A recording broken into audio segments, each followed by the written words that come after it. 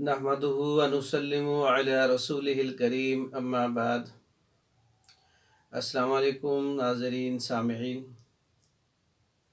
आज हम सोज़ाक पर बात करेंगे, क्योंकि पहले मैंने जो सोज़ाक पर वीडियो लगाई थी उसमें मैं मुकम्मल तफसील नहीं बता सका था। दोस्त कहते थे कि वीडियो को छोटा बनाएं, लेकिन अब कहते हैं कि सोज़ाक की पूरी तफसील बताएं। ये सोज़ाक की जो तशख़ीस है या सोज़ाक का जो इलाज है, इसकी तशख़ीस है, अगर इस पे बात की जाए तो काफ़ी टाइम गुज़र जाएगा, लेकिन फिर भी जो है ख़ास पॉइंट मैं आपकी खिदमत में अर्ज़ करूँगा। सोज़ाक पेशाब की नाली का ज़ख़म है। सोज़ाक पेशाब की नाली में सोज़श का मर्ज़ है। लोग कहते हैं, दोस्त कहते हैं, जो देखने वाले कहते हैं कि आप अपनी तिब की ज़ुबान बोलते हैं और वो जो अपने मिजाज अपनी ज़ुबान में बताते हैं वो हमें समझ नहीं आता। आप सादा ज़ुबान जो है वो इस्तेमाल करें। चले, मैं थोड़ी मुश्किल तो होगी लेकिन सादा ज़ुबान में। सोज़ाक पेशाब की नाली में सोज़श का एक मर्ज़ है, जिसमें बदबूदार रतूबत या पीप बहती है। पेशाब करते वक्त शदीद जलन और दर्द होता है। पेशाब की नाली में सोज़श की वजह से तंगी हो जाती है। जहाँ भी पूरे जिस्म में सोज़श हो, गले में हो, कान में हो, नाक में हो, तो वो तंगी होती है। आपको पता है, ऐसे पेशाब की नाली में जब सोज़श होती है तो उसमें तंगी हो जाती है।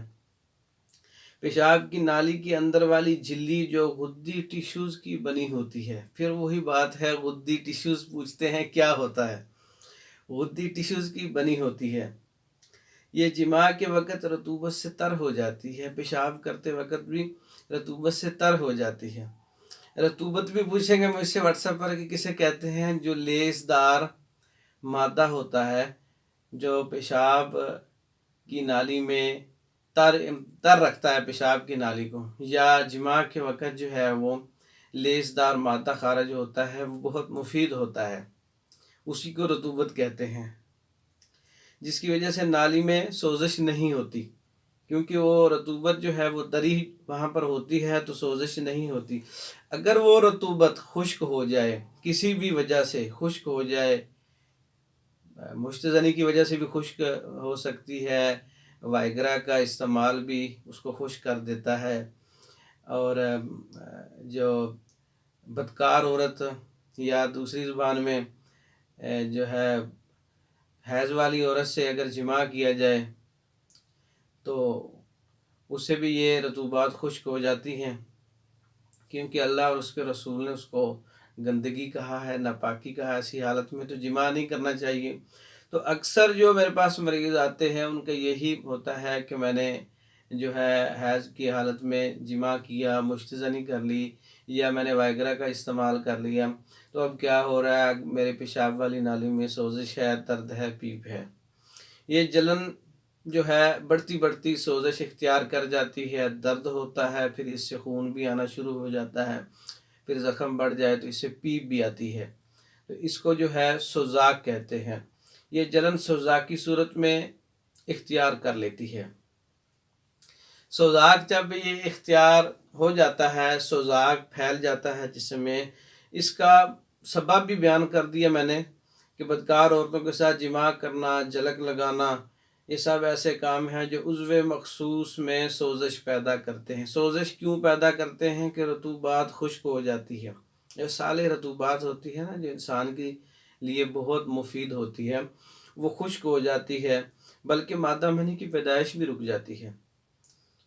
कसरत जिमा चाहे वो अपनी बीवी से किया जाए, उसके भी नुकसानात हैं।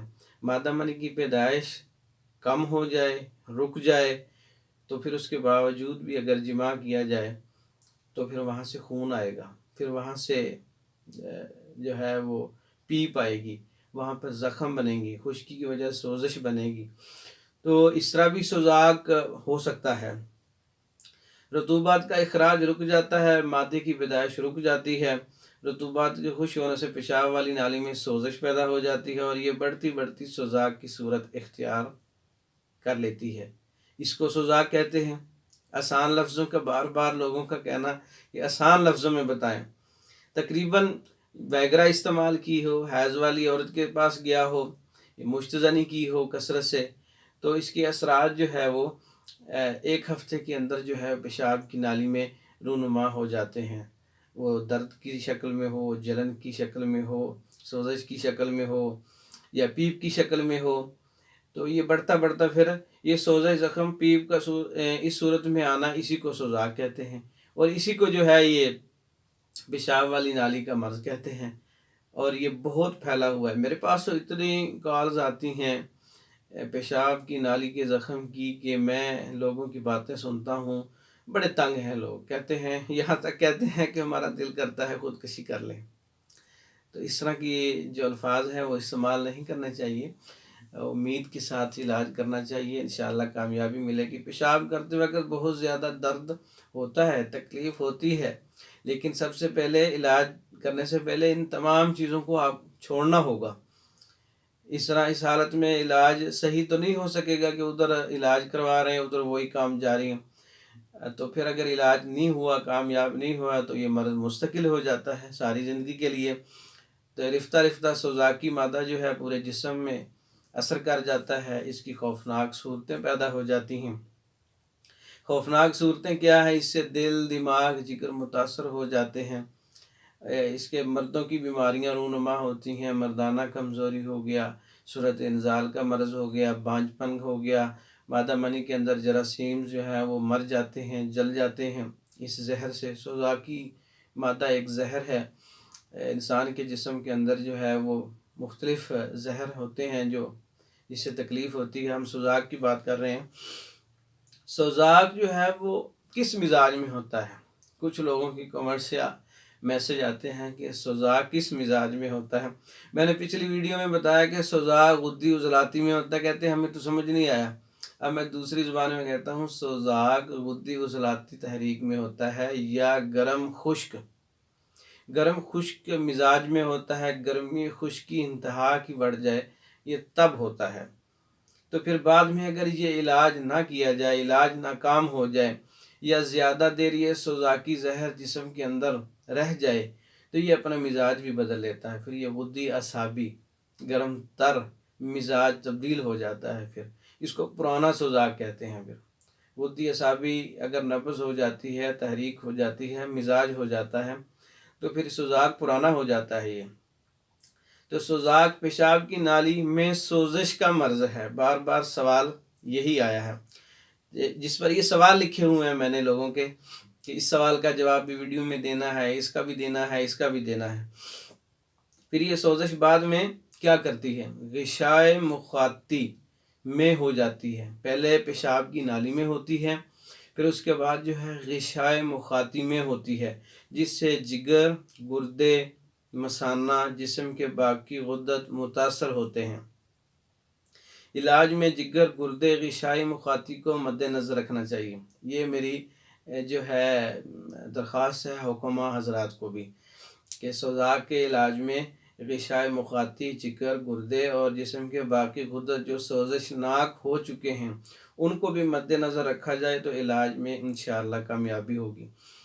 تو اس میں سوزش، درد، زخم، پیپ کو ختم کیا جائے، ایسی دوائی استعمال کروائی جائے جو میں نے بہت سے لوگوں پہ آزمائی ہے، میں نے بہت سے لوگوں کو بھیجی ہے، تو ان سے اللہ کے فضل سے ان کو شفا ملی ہے، تو وہ میں آپ کے سامنے بھی پیش کرتا ہوں۔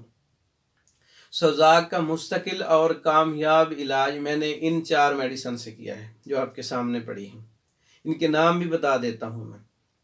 یہ نظریہ مفرزہ کے جو فارماکوپیا کے اندر نسخہ جات ہیں وہ ہر کسی کو پتہ ہے۔ غدی اعصابی ملین، جس کو 5 ملین بھی کہتے ہیں، غدی اعصابی ملین بھی کہتے ہیں، اور گرم تر ملین، وہ استعمال کروائی ہے۔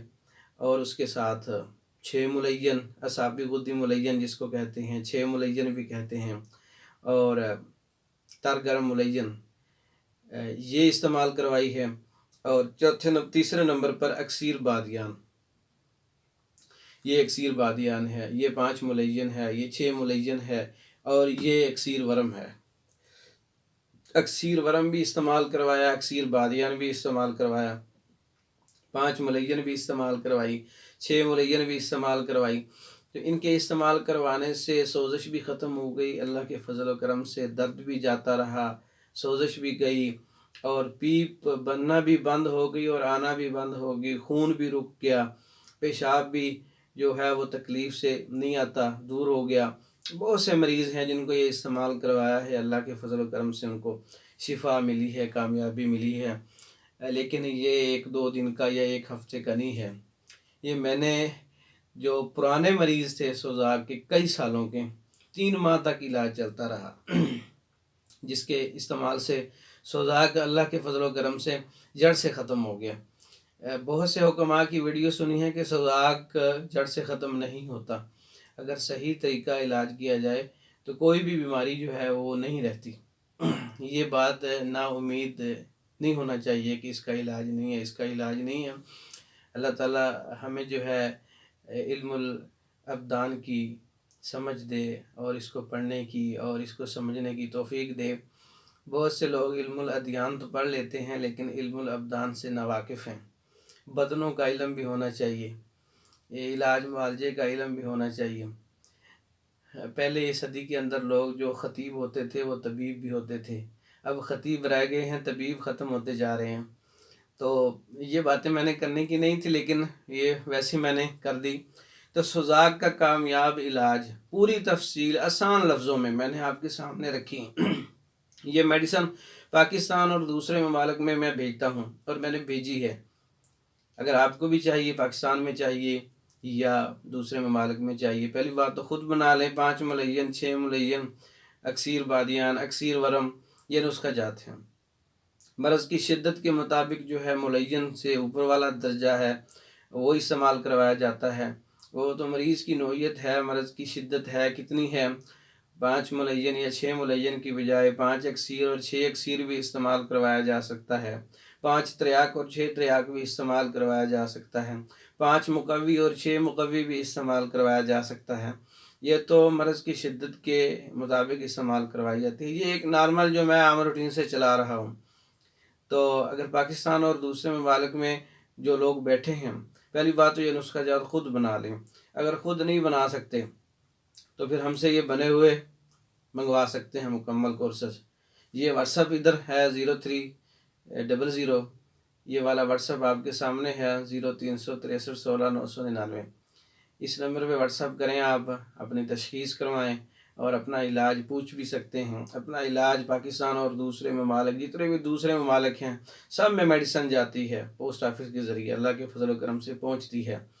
میڈیسن منگوا سکتے ہیں، اپنی تشخیص، اپنا کرورہ بھیج کر، اپنی پک بھیج کر، اپنی ہسٹری بھیج کر، اپنی علامات بھیج کر، اپنی تشخیص کروا کے علاج پوچھ بھی سکتے ہیں، علاج منگوا بھی سکتے ہیں، اور علاج ہم بھیجتے بھی ہیں اللہ کے فضل و کرم سے۔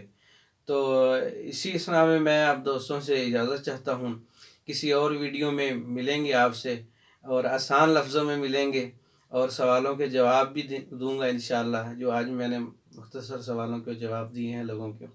السلام علیکم ورحمۃ اللہ وبرکاتہ۔